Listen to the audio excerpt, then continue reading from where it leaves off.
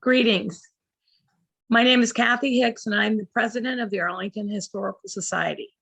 We are very fortunate to have some great presenters to come on a monthly basis and share great stories with us. Tonight, we're going to hear the story of a great woman. And what we are learning as we investigate Arlington history, that there are many stories that have gone untold.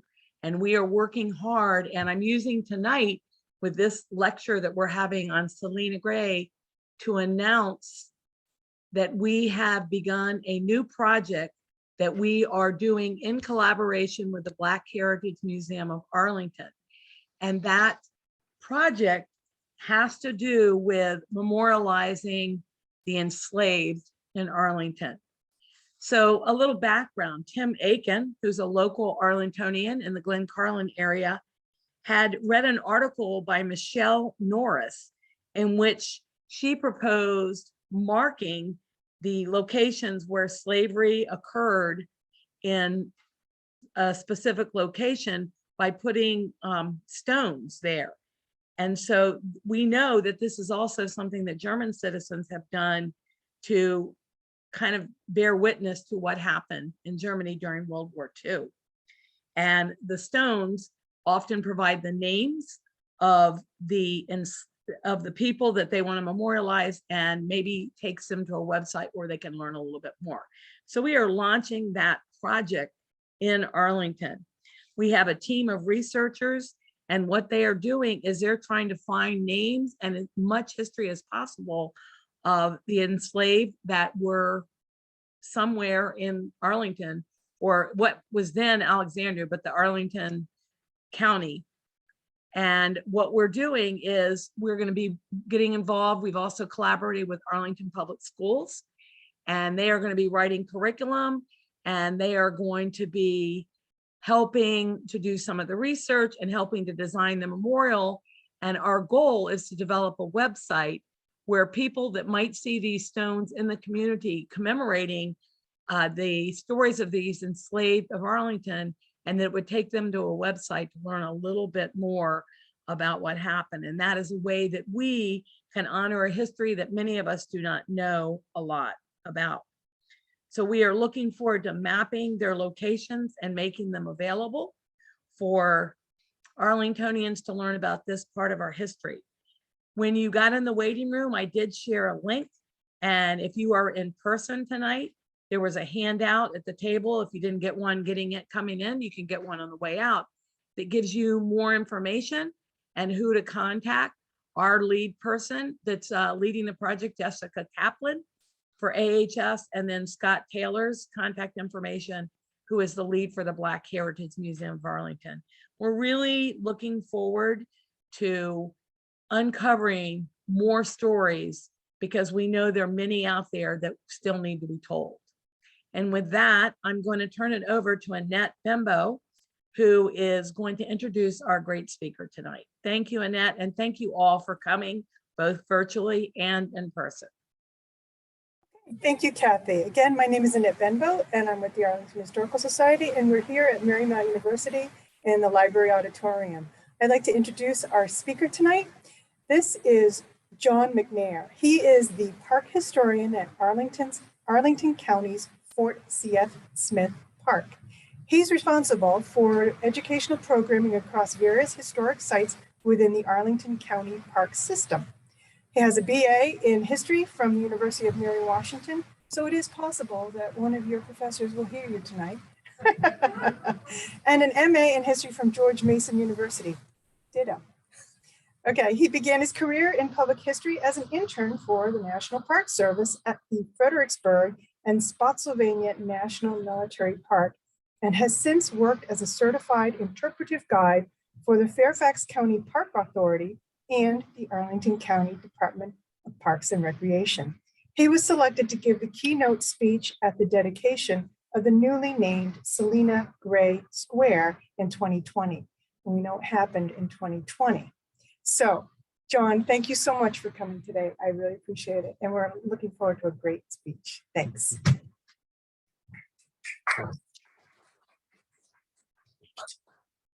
Well, let me talk first. All right. Now, once again, thank you all for having me today. Always a pleasure to do a presentation for Arlington's Historical Society. And it's certainly a pleasure to be giving this particular program, a program that was originally conceived in the summer of 2020 for what was then a new virtual lecture series planned by Arlington Parks, which we very unoriginally called History Highlights. The idea behind History Highlights was to highlight a historical person or place or topic of interest that somehow fell within the purview of the Arlington Park system. And right up at the top of our list was Selina Gray. Now, to understand why it is that I'm here to talk about Selina Gray, we do have to take a step back in time just a couple years, because I do think this is important to understanding, what material we have to learn, what material I have to offer, and what material is still out there to be uncovered. All right. So if you step back in time, specifically back to the spring of 2020, Arlington was very fortunate in that at that time we were able to open a brand new public space, then called Selina Gray Square. Now, Selina Gray Square was not designed as an Arlington County Park site. It was and is a private park that has a public access easement. So while we are not directly responsible for it, Arlington County did have a hand in helping to plan the space and contributing to what ultimately became the namesake of the park, putting forward Selina Gray as the ideal name for the new space. As was pointed out a few minutes ago, the timing of this opening was rather unfortunate. Of course, in the spring of 2020, right as we were in talks to possibly put together some sort of dedication ceremony, everything shut down. Now, we did not want to let the opening of the park pass by without any comment from us. So Selina Gray's life quickly became the topic of one of our initial History Highlight lectures, the lecture that I'm about to give today. Now, when we designed this, again, it was specifically meant to introduce Arlington residents to the life and legacy of our newest namesake park. If you have been active in the Arlington historical community, if you've lived here for a long time, if you've frequented our historic sites or historic lectures, Selina Gray is a woman whose life is not unknown for members of our community. There have been people I have met who have been studying her life longer than I have ever worked for the county.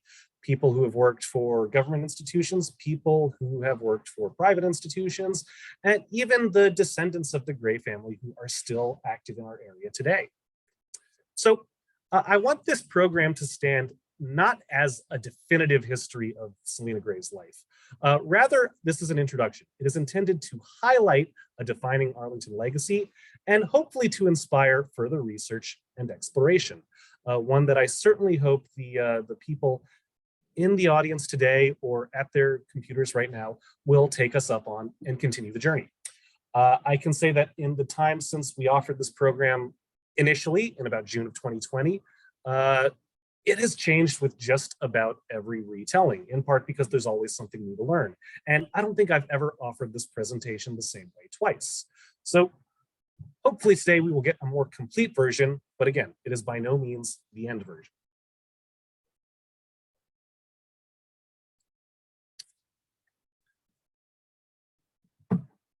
Now, if we're going to understand the life of Selina Gray, if we're going to understand her trials and tribulations, if we're going to understand how she emerged as the figure that we know her as today, we have to first understand slavery in Arlington County, or as it was then known, Alexandria County. It's important to remember that slavery in Alexandria County is very difficult to study, due in part to misleading records and conflicting laws.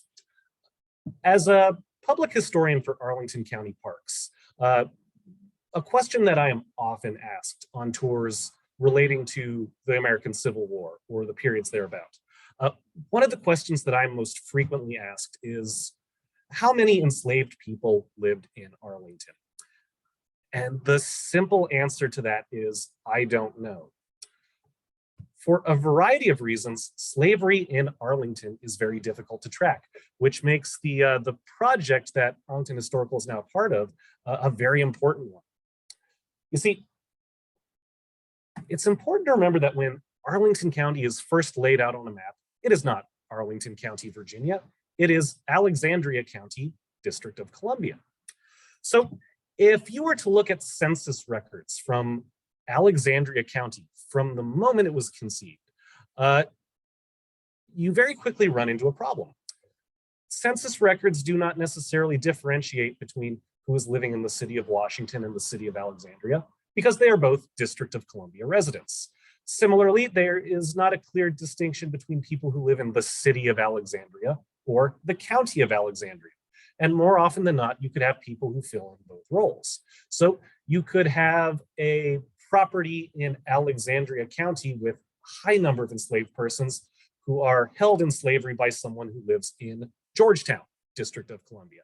The numbers are often hidden in plain sight. Now, this gets a little bit easier after 1847, when Alexandria City and County are formally retroceded back to the state of Virginia. But even still, the line between city and county is never finally laid out there. And you continue to have landowners in the rest of Northern Virginia, as well as landowners from Washington and Georgetown who are active in the Alexandria County area. To further complicate this, starting in 1860 with what is considered the last census of enslaved persons in Alexandria County, a new wrinkle was added to our list. Traditionally, when it came to the census of enslaved persons in Alexandria County, no distinction was made between enslaved people who were owned by county residents and who had been rented by county residents. The 1860 census actually made that designation. And if you flip through the records, you can find enslaved persons from the rest of Virginia, from Maryland, from the District of Columbia, all pouring into homes and farms in Alexandria County, which of course leads us to the obvious question: if so many out-of-county people are being trafficked into the county, how many of our county residents have been trafficked out of it? And again, this is just purely if you are looking at residency at a specific moment in time. If you broaden that out to say how many enslaved people lived in Alexandria County between 1800 and 1850, it gets even harder. Alexandria County, much like the rest of Northern Virginia, the Potomac region, the Chesapeake region, finds itself in a state of fluctuation when it comes to its enslaved population in the lead up to the American Civil War. We now have a very firm understanding of the fact that in that early antebellum period, our region saw a mass forced trafficking of enslaved people out of the region into the Deep South and the American Southwest, as it became clear that the commercial grain and corn production that you typically found on Northern Virginia farms was no longer enough to justify the labor force that had been put here. Suddenly, those people became more valuable to their enslavers as a commodity to be sent out of the county. So not only do you have numbers that are hidden in plain sight, but those numbers will fluctuate every decade or so when the census comes out. It's a life of uncertainty, slavery in Alexandria. You never know when that dollar figure will send you away from your home. To further complicate slavery in Alexandria County, you have a series of conflicting laws that are often left open to local interpretation. Oftentimes when we teach slavery in schools, and in particular, slavery that is put on display before the Supreme Court, freedom suits intended to free individuals from slavery based on conflict of law. Usually our story begins and ends with one narrative, the narrative of Dred Scott, the most famous enslaved man to ever sue for his freedom. However, it's always important to remember that Dred Scott was by no means the only person who ever sued for his freedom in front of the Supreme Court. There were many other freedom cases, and many of them had to do with enslaved people living in the District of Columbia and on the south side of the district in particular. To anyone who wants to understand the ins and outs of the legality for slavery in Alexandria County, I always recommend that people take a look at the case of Moses Bell. Specifically, this is the case labeled James Rhodes, Plaintiff in Error versus Moses Bell. Now, Moses Bell was an enslaved man living in Alexandria County in the 1840s. He was held in slavery by Lawrence Hoff. Hoff sold Bell to a man in Alexandria. That man lived in Washington. So Bell, once he had been sold, was moved across the Potomac River into the north side of Washington. Once he was in the north side of Washington, he was sold again to James Rhodes. This was the pretext for his freedom suit, because slavery had a very odd distinction if you lived in the District of Columbia.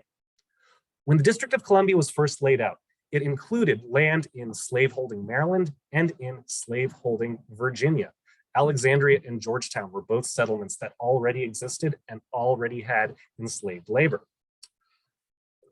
When Washington was founded, Congress decided, rather than directly rule on the issue of slavery within their district, should pass the ball back to the individual states that the land came from, declaring that in cases of slave legislation, the north side of the district would follow Maryland law, and the south side of the district would follow Virginia law. However, there were still some aspects of the law that would apply specifically to the district, particularly as it related to importation or trafficking for the purpose of sale. In the case of Moses Bell, he had been moved from the south side of the district, legally considered Virginia, where slavery was concerned, into the north side of the district, where Maryland was the law of the land. Maryland had a strict law designed to prevent enslaved persons from being moved into the state of Maryland specifically for the purpose of sale. There were, of course, a host of exemptions. That was not to say that the Maryland enslaved population steadily decreased because of legal action, but it was a very clearly defined law that the Supreme Court had to respect. When Moses Bell sued for his freedom before a Supreme Court that included some of the justices that would later rule on the Dred Scott decision, the court found unanimously that Moses Bell was entitled to his freedom, that he had been illegally brought into what was considered the state of Maryland. In the course of discussing this law, the Supreme Court justices pore over the Constitution of Virginia, the Constitution of Maryland, the legal precedents that enable cross-Potomac traffic between the north side of the district and the south side of the district. And as a result, they try to clear up this hodgepodge patchwork of legislation that had been almost intentionally designed to make the District of Columbia a swinging door for slavery. Enslaved men, women, and children could not legally be moved from Maryland to Virginia or vice versa, but they could be moved from Virginia to Arlington, from Arlington to Georgetown, and from Georgetown into Maryland. With the Moses Bell case, the swinging door is theoretically shut forever. So why don't we learn about this? Why is this not a case that we are putting forward for all of our Virginia studies students in Arlington Public Schools? Well, the Moses Bell case is decided in 1844. Within 2 years, people of Virginia, the Virginia State Legislature, Congress in Washington will all be taking seriously this idea of retrocession. And within 2 years of this landmark decision, it will be rendered moot, as Arlington and Alexandria are given back to the state of Virginia. Now, if you do find yourself among the enslaved population in Arlington County or Alexandria County, pardon me, I will use the two interchangeably. It's difficult to say that the community does not in some way, shape, or form work its way back to the main focal point of the county, the Arlington estate, the estate built by George Washington Parke Custis and his enslaved labor force from 1803 to about 1818. Throughout the county's long history as part of the Southern slave system, the Arlington estate, first held by George Washington Parke Custis and then held in trust by Robert E. Lee, will consistently have the largest enslaved population of just about any other property in Arlington County. This is the world that Selina Gray is born into. She's born in 1823 at the Arlington estate. She is born to Leonard and Sally Norris. She has at least 2 siblings, a Wesley Norris and a Mary Norris, as well as an unknown number of cousins. When the Arlington house is constructed, it is constructed first and foremost as an estate for George Washington Parke Custis, but it is also designed to be something of a living monument to the memory of Custis' adopted stepfather, George Washington. And the house would come to accumulate many of the cherished Mount Vernon artifacts that were held in high regard by the Washington family. Custis himself would oftentimes even promote himself as one of the artifacts, being that last living link between Washington and the antebellum world. Now, when he did that, though, it was probably worth mentioning that he was not the only living link, as the Arlington property was in many cases built or worked by the descendants of quite a few of the Mount Vernon enslaved population, one of whom was a man named Thornton Gray. Thornton Gray and Selina Norris would marry in approximately 1847, and they would begin their lives as a married couple right in the shadow of the Moses Bell case, right in the shadow of retrocession, at a time when the slave system of Alexandria County, a system that had already been marked by so much uncertainty, so much personal danger, was now suddenly that much more uncertain and that much more dangerous. That is the world where they build their family.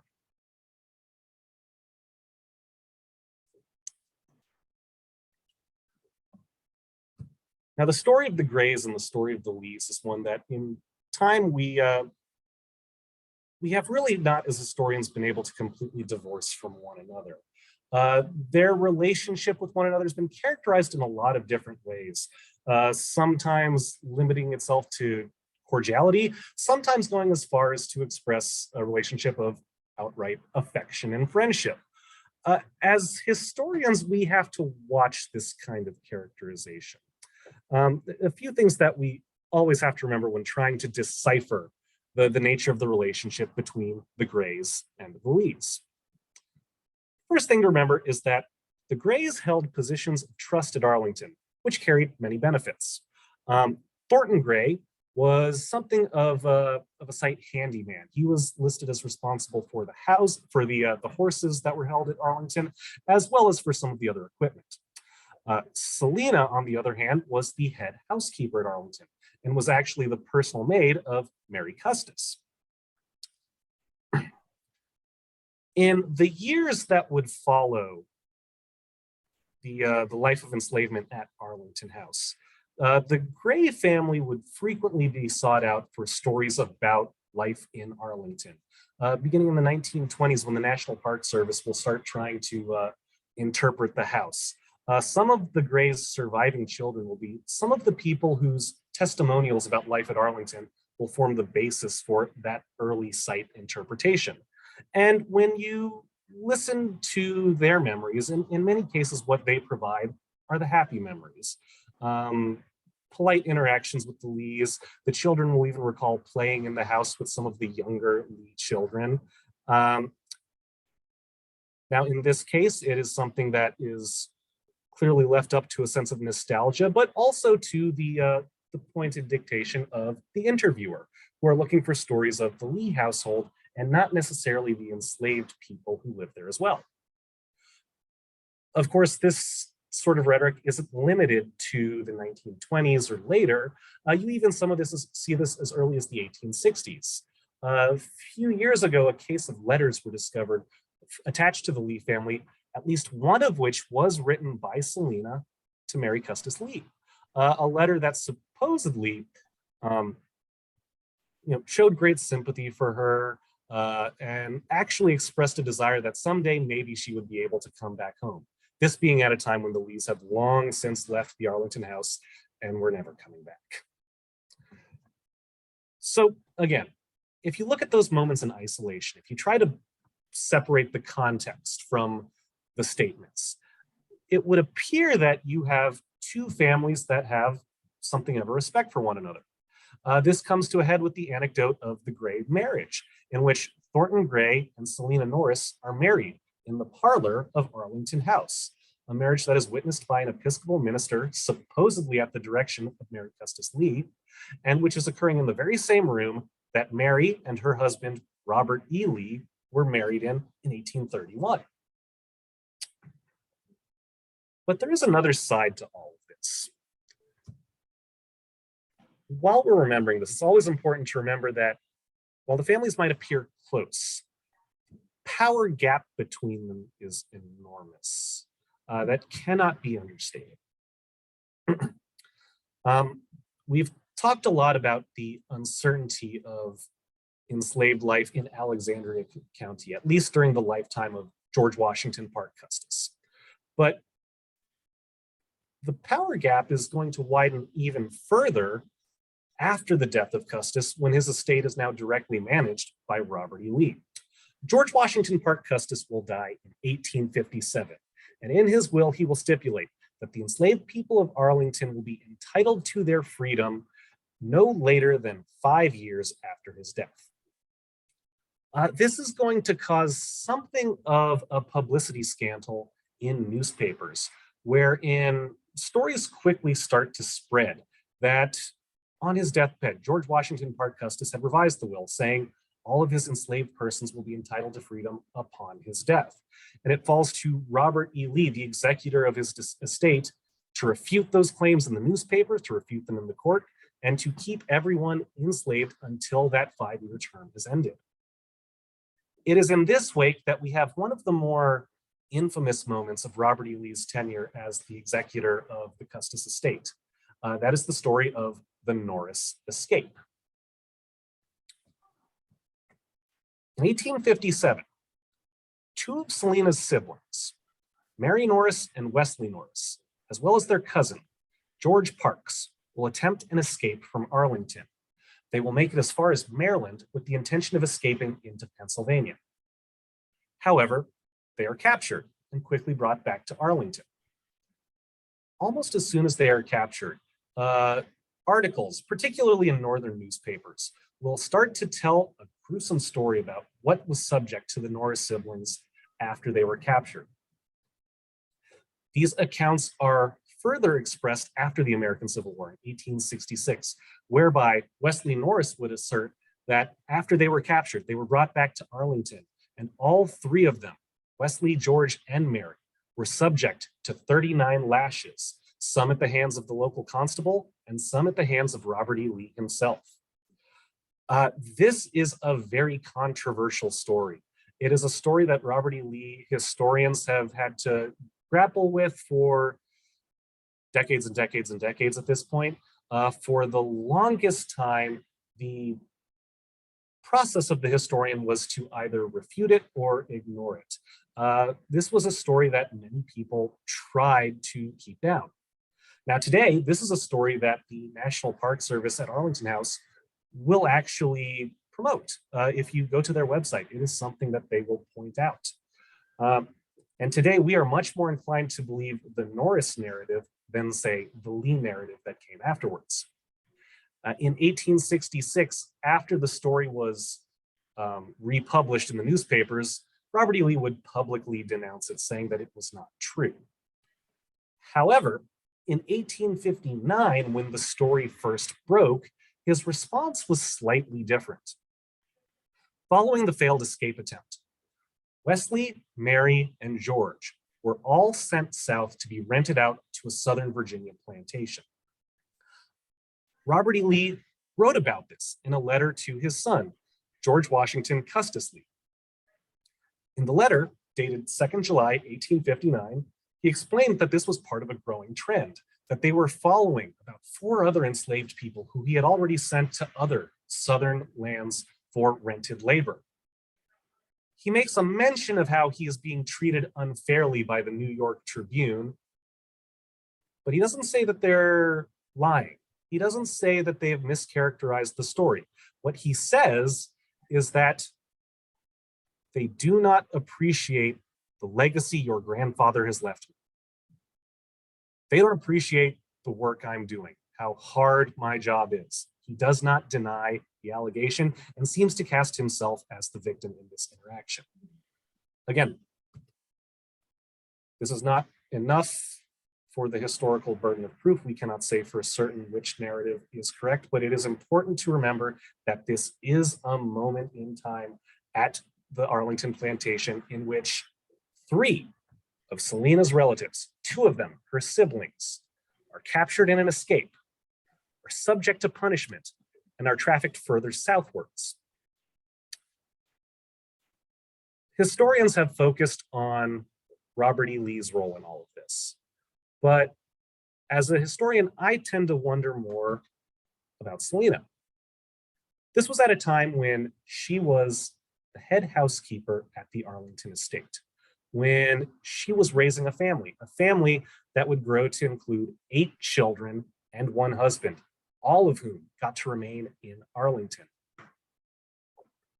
When the news arrived that her siblings had escaped, was she questioned?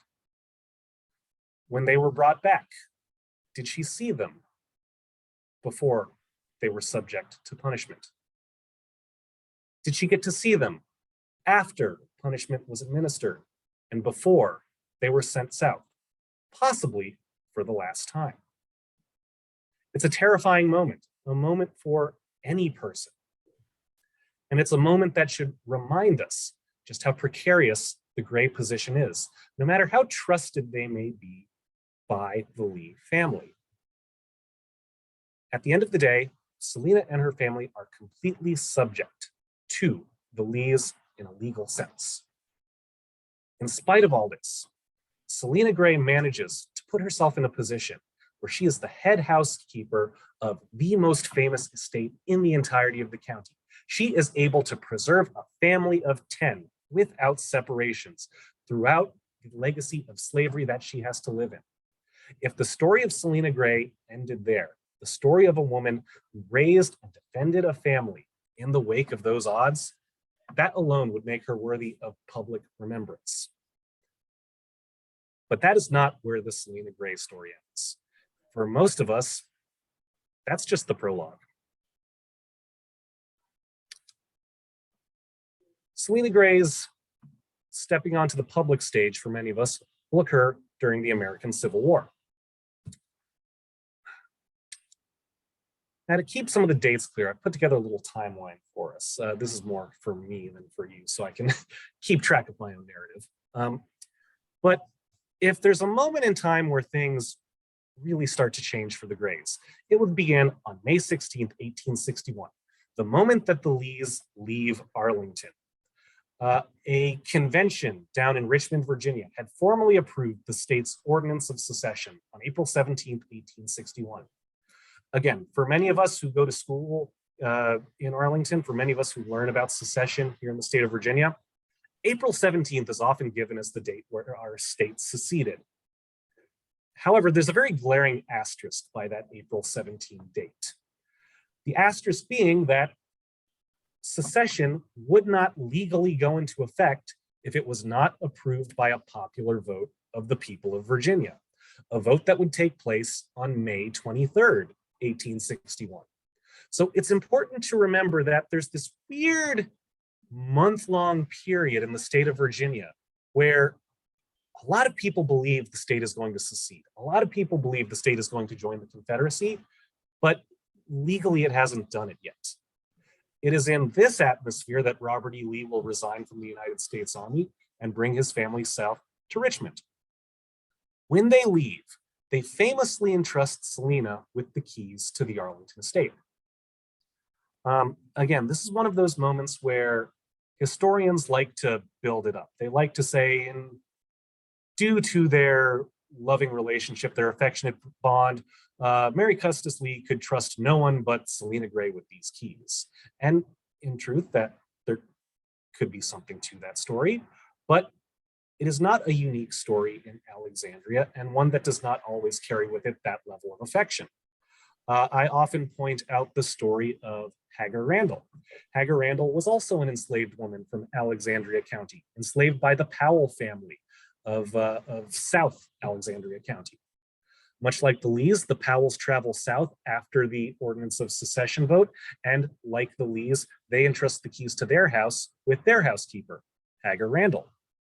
However, there was no affection between the two, and as Randall would later state in her Southern Claims deposition in the 1870s, prior to the Civil War, the Powells had sold 3 of her daughters into slavery in Louisiana, and after the war, only one of them had returned. But it is now May 16th, 1861, and the burden of the house and all its possessions, however Selina may have felt about them, are in her grasp. Fast forward a few days. May 23rd, 1861, we have our vote on the Ordinance of Secession. The people of Alexandria County will famously vote to remain in the Union. However, the bulk of Virginia will vote to secede. It is on this night, and in the early morning hours of May 24th, 1861, when a 6,000-man Union force will invade the county to reoccupy the Heights, to retake Alexandria County, that weird little portion of Virginia that directly borders the federal capital. The idea is to move quickly and quietly to secure the high ground and create a buffer between Washington and the now secessionist state of Virginia. If Selina and her family were sleeping at the Arlington estate that day, they would have been in for a rude awakening that very night. When we talk about Civil War generals, many of the Civil War aficionados that I talk to, they can recite the generals like it's the alphabet. They know every famous name. They know every division commander, every brigade commander. One name that tends to stump at least some of them is Major General Charles W. Sanford. He's a figure that doesn't often come up in traditional Civil War learning, in part because not long after the invasion of Arlington, he's gonna disappear. Major General Charles W. Sanford was a major general in the New York State Militia. So his rank was not in the United States Army, it was not in the Volunteer Army, it was in the New York State Militia. During that May 24th movement into Arlington, most of the Union soldiers sent to reoccupy the county were New York State militiamen. So Sanford was given something of an overall command of the ground forces who occupied Arlington. And his report of the occupation, written about 4 days later, is a very meticulous breakdown of where the troops move and what they do. A very important source to anyone who wants to understand the Civil War movements in Arlington County. His report contains a rather interesting passage, though, making it clear that not long after he enters Arlington County personally, one of the first places he will visit is the Arlington House. And according to his record, some of the first people that he will talk to are some of the Lee family's servants. He does not write extensively about any kind of conversation. He does not give names, but what he does do is state the nature of the talk. Plainly, he states that he was saddened to see that the Lee family felt the need to abandon the Arlington estate, and he promised to the servants that had they remained, he would have posted a guard for their protection. He also states to these servants that now that the house is abandoned, he will make it his duty to personally protect both the house and all of the possessions therein by making the house his headquarters. Now, we can never know exactly who it is that Sanford is talking to in those early morning hours of May 24th. But clearly he is talking to members of the Arlington enslaved population who have some sort of vested interest in either the house or the Lees themselves. It's quite possible that he is talking to members of the Gray family, or if not the Grays, then someone closely associated therewith. After all, it is Selina Gray who has the keys to the house, and anyone who wishes to make the house their headquarters will have to talk to her sooner or later. Virginia has only been at war officially with the United States for about 12 hours at this point. The Union Army has just arrived. The first place that they visit is Arlington House, and the first people that they talk to are the people responsible for getting you into the house. At a moment when all eyes are focused squarely on Arlington, the Gray family is likely at the epicenter of those crosshairs. Now, Charles Sanford would not remain in Arlington for much longer. He would return to New York with much of the New York State militia. Not long afterwards, the house would become the headquarters of General Irvin McDowell. It is while McDowell is placed in charge of the house that Selina will become very concerned with the state of the house, and in particular, the cherished Washington artifacts that are stored in the basement. Sometime in December of 1861, she will approach McDowell and make him aware of the fact that the lock to the house's cellar has been broken, and that she now fears rampaging Union soldiers might steal or damage the Washington artifacts.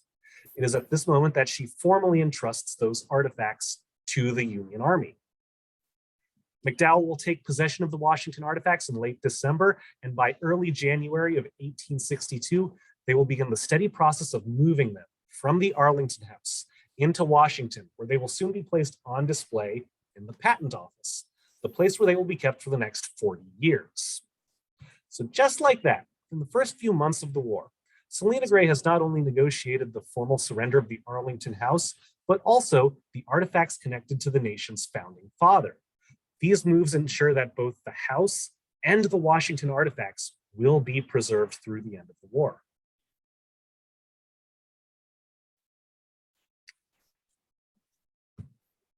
Now, oftentimes it is this moment, the saving of the Washington artifacts, that becomes her defining moment in history. And again, the story of Selina and her family can sometimes taper off in a couple directions from this point on, depending on how you want to look at it. On the short term, Selina and her family will remain in Arlington County for the rest of their lives.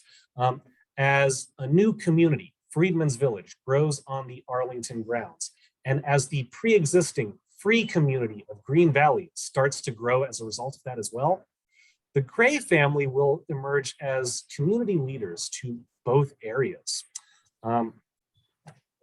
In particular, it'll be the children of Selina and Thornton who will go on to take very active parts in developing these new African-American communities that are growing out of the Reconstruction era. As for Selina and Thornton themselves, they will stay active pretty much until the end of their lives. The story that is often stated is that they remained active in Arlington, growing vegetables that they would then sell at market in Washington, D.C. They would do this until the 1900s, when both of them would pass away. We believe Selina passes in 1907. No definite date is given for Thornton, but sources indicate that it happens not long after Selina. So we're both looking at about 1907 for their passing dates. Another question that I'm frequently asked when I give these programs is, well, where are Thornton and Selina buried? This was a very difficult question to research. Last time I offered this program, I didn't have an answer. And it was a pretty fierce moment today, going through record after record after record, trying to see if I could have a better answer for you all. Fortunately, I came across an article that was written for Civil War Times magazine in 2015 that actually very articulately described the search for the Gray family tombstone. What we know is that in the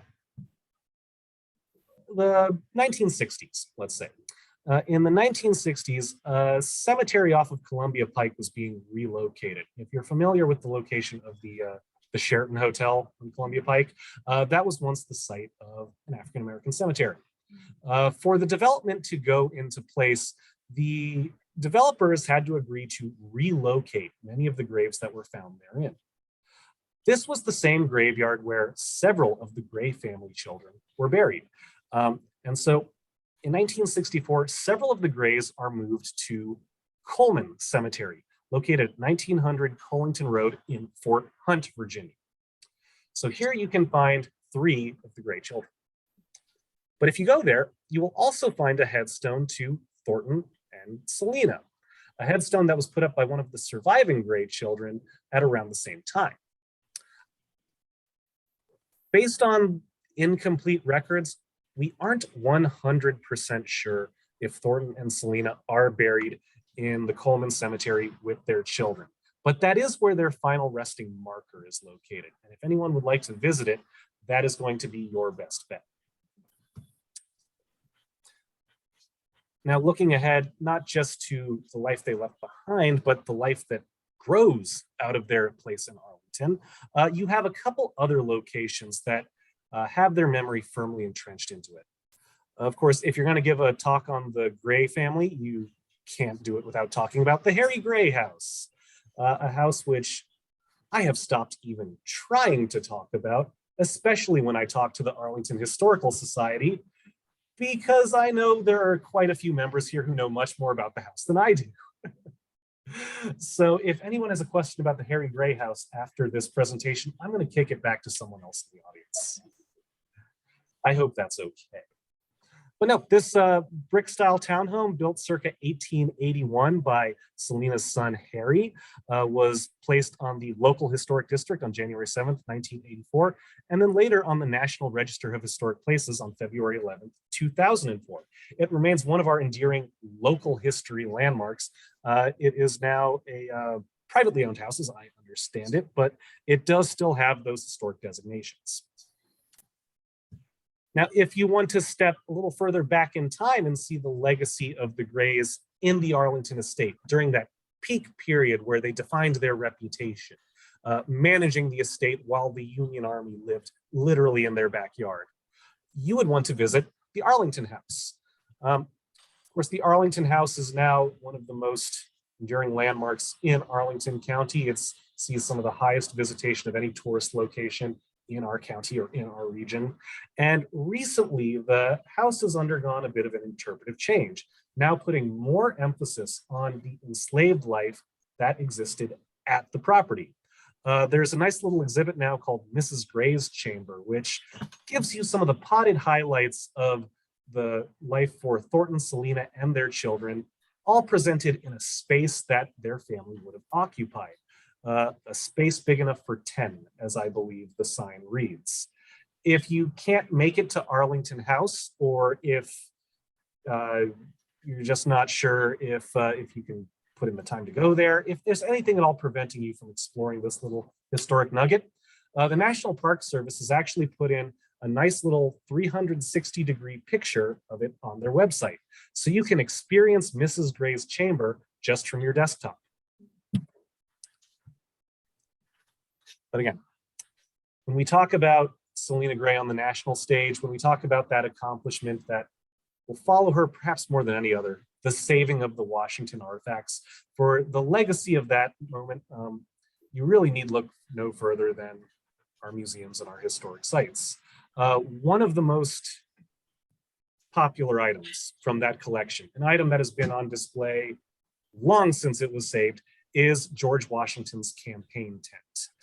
This was a tent that I first saw as a child when it was on display at the Valley Forge National Park, and which is now on display in the Museum of the American Revolution in Pennsylvania.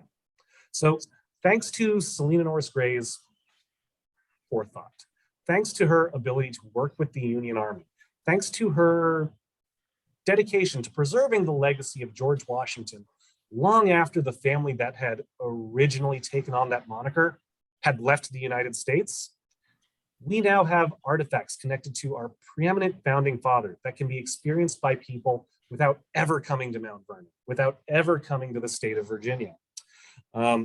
Although if you do go to the Museum of the American Revolution website, they tend to give a little more credit to Mary Custis for eventually selling the artifacts to the federal government than they do to Selina Gray for saving them in the first place. They do tell that story, but it can be a little harder to find. Now that you all have sat through my introduction to her life and legacy, you will know just how to do that. Like I said, folks, this is not the be-all, end-all. This is a glimpse into an enduring Arlington life. It is a program that I love doing and a program that I'm so happy to see so many people attend. You guys have been fantastic. I know we're coming in just a little bit shorter than our posted time. I do that, I'm sorry. If you have any questions at all for me, I'm happy to stick around and answer them. But if anyone needs to head out, if anyone needs to sign off, then again, I hope you had fun. I hope you learned something. And I really hope to see you again at the Fort C.F. Smith program. You guys were fantastic. So we had one question on the chat line about the Harry Gray house and where specifically it is. Oh God, you know what? I looked it up. It looks like it's 1005 Quinn, South Quinn Street. That sounds correct. It is Quinn Street. It's funny. That is another question that I get asked every time I do this program. For the first time ever, I wrote it down so I would have that handy, and I left my notebook at work today. So I'm 4 for 4 on this one. I still cannot rattle that location off. Apologies. Those were the questions from the online group. All right, sounds good. Wait a minute, here's another one. Why didn't the county buy, what kind of things did the Grays, excuse me, I'm getting a bunch of them now. Hold on. Why didn't the county buy the Gray house? Ooh, okay. That question is a little above my pay grade. Yeah, I'm again, unfortunately, I do not have a great answer for that one. All I can really say on that front is that, you know, and I don't need to say this to Arlington Historic Society, you know this, but historic preservation is a constant struggle. It's something that we are all very passionate about, and it is something that does not always go the way everyone would want it. If you have a vested interest in historic preservation at the county level, the state level, the federal level, I always recommend people communicate with the Arlington County Historic Preservation Department. They are, or I shouldn't say department, the team. They are part of the Planning and Development Department of Arlington County. They are the ones who are usually at the front lines for any kind of preservation questions here in Arlington. And if there's someone who can talk to you about the Harry Gray house, it's probably going to be them. Okay, here's another question. Yes. What kind of things did the Grays do in Freedman's Village? Were they connected with that at all, or do we know? Okay, so that is a good question. What they did. Yeah, so that is where some of the records get a little bit vague, at least from the ones I've seen. Again, we know that throughout the war, they are going to be remaining in that section of the estate where they had currently been living. So they're not actually going to move into Freedman's Village. Thornton Gray will actually make an addition to the building that they resided in prior to the war and expand it out to give them some more room.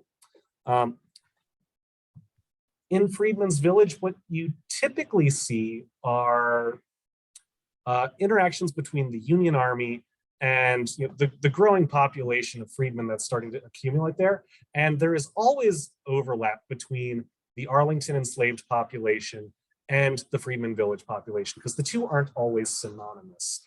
Union soldiers actually frequently write about that as it being something of a focal point, much in the same way that the Arlington estate was the focal point for the enslaved community prior to the Civil War. As to what they're specifically doing in Freedman's Village day to day, it could be something as simple as social engagement. It could be something as big as coordinating families. Again, other than them being there and active in the community, I don't have a concrete this then that statement for you. Thank you. Here's one other observation, that on that gravestone, Selina is spelled differently. S-A-L-E-N-A. Exactly right. The records seem to indicate that spelling was sometimes used in her life. We know that the stone itself is connected to the Gray family. So again, we're fairly certain that this was put up at least in commemoration for them. But as to whether that's how she spelled her name in life, whether that was a misprint on the part of her family or on the part of the Mason, I could not say. But yeah, you get to see a lot of fun spellings, especially when you're dealing with the old Civil War names and records. Thank you. Those are the questions from our online audience. And I'll turn My it pleasure. over to Annette for any ones from the audience.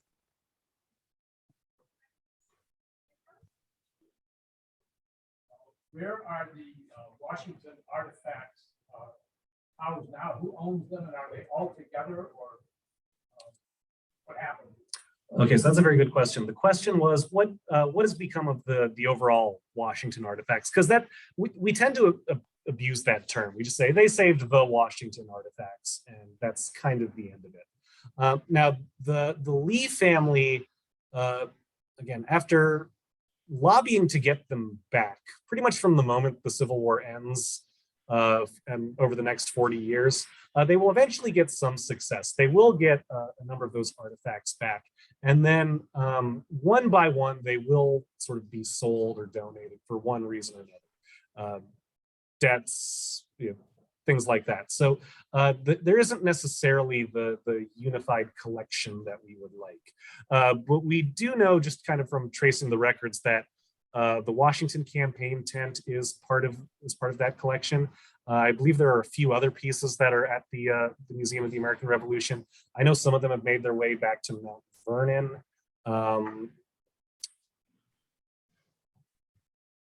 Yeah, it would be a really, honestly, it would be a great project if someone could sit down and actually trace each artifact that was first confiscated, then sold, then resent out to create some sort of joint Gray Washington artifact collection. I think there's a project in there somewhere. Anyone's up to the task, I would read that paper. And we just had another one from the online. They wanted to know, they weren't sure if they missed us. Was Thornton Gray also enslaved at Arlington before he married Selina? Yes, a very good question. So was Thornton Gray also enslaved at the Arlington house? Yes, he was. I may have said this very quickly, or I may have forgotten it. I do both. Thornton's could actually trace his parentage back to Mount Vernon. And traditionally, I think there's been some confusion about how it was that he came to be enslaved at Arlington.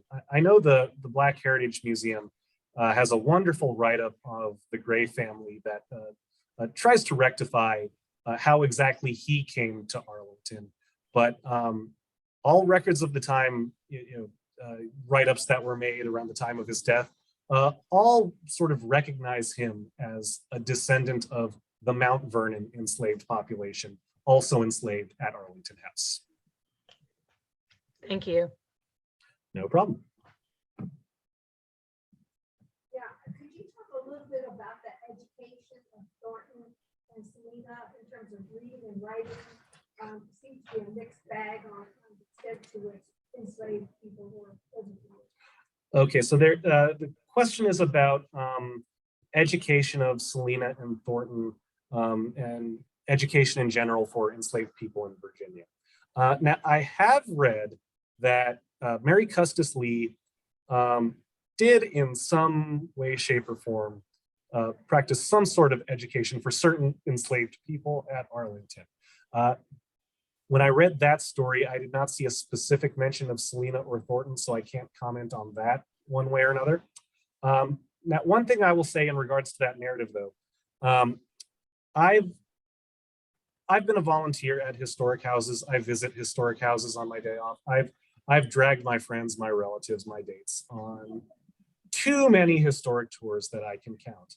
And it doesn't matter if I'm in Virginia, if I'm in Florida, if I'm at a Civil War house, a Revolutionary War house, if it is a house where there is slavery, this has happened on at least 3 occasions where there's this little nugget thrown in at the very end of, and you know something? They taught some of their enslaved people how to read. which was against Virginia law at the time. So this is an admirable thing that we can point to. And when you visit house after house after house and you start to hear that narrative repeated over and over and over again, you have to ask yourself, is this really something that's being done in defiance of an unjust law, or is this just a law that nobody really practices? It's against the law for me to speed on 495, just as it is for you all.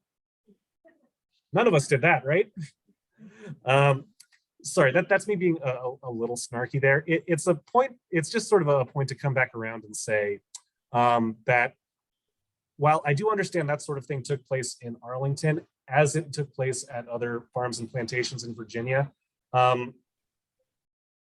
it was not always practiced uniformly across the farm, and it should not always be used to make inferences about the morality of individual enslavers, because it happens enough that I almost don't even know if I would be comfortable calling it an exception to a rule. It's just the unwritten rule at that point. Oh. Great question, though. Thank you.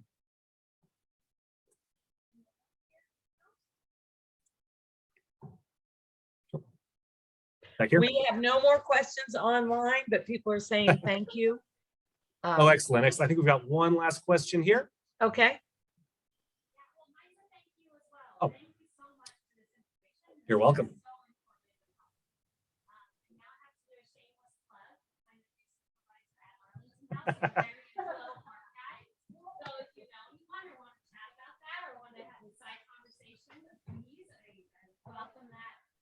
Thank you for touching on Arlington House in your presentation, and the 180 we're doing with our interpretation. If you want to be part of that 180, we need to have it.